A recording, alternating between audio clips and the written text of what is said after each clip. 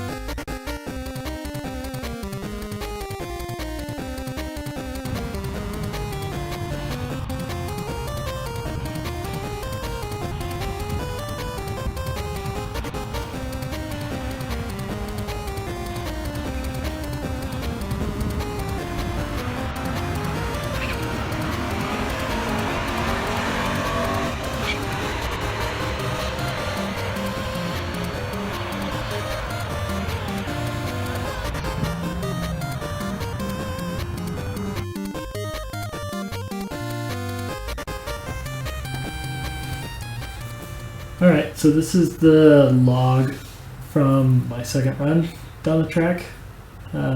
If you don't have a way to take logs, or you just don't do it for whatever reason, I really encourage you to do it. All that data is going to help you out if you're trying to do, something, you're trying to go fast or figure out what's wrong with something. This should help. More data is good. So let's have a look at this. You can see basically everything kind of just plotted out for you as you went down the track. So you can see here sitting on the the two-step, and then launching, and then just sort of trying to get through the gears and get down the track here.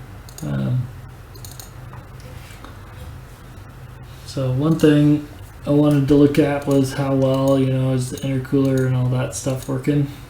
Pretty good, since it looks like the, intake temp. Once I got moving, so I got some speed up, it pretty much went down and stayed that way until I, sort of let off and started slowing back down. So it definitely works well. So for me, that was something I looked at. I also wanted to look at my wastegate duty cycle and how much boost I was making. You can see it's kind of doing something here, but it's not really getting to the boost I'm after, and it's limited to about 50% duty cycle. So I'm gonna have to look into that and see if that's a problem. Maybe I have a boost leak or something. And the tune, I think, just kind of caps out the max amount of wastegate duty cycle to 50%. So if it's not a leak, I can maybe turn that up so it can run a little bit more wastegate duty cycle, because I should be hitting about 20 psi, and I'm hitting something more like 17. So anyway, take logs. If you don't, it's gonna help you out. Okay, so here's something fun and sort of nerdy. You can find your speed, or very close to it, at any point in time down the track using your time slip. It time slip is going to give you some information. You're probably going to know your trap speed at the quarter, and a lot of places will have it at the eighth. I'm not sure if they can give you all the speeds from these other places that'll be on your time slip, but let's say you want to know your 60-foot speed for whatever reason, you're spinning your tires or something, and you look at your data log and it says you were going 50 miles an hour to 60 foot, and there's just no way. How fast was I actually going? You want to know. You can figure that out using this right here. So you just want to plot your distance with respect to time, and we'll get this sort of each one of these dots represents an actual point that was plotted. So you sort of get this curve looking deal, and then this dotted line here is a polynomial fit. So it has Excel has a really handy function that'll fit lines to your data, so you can fit this big polynomial to these data points. And then what you can do to find your speed is take the first derivative of this function.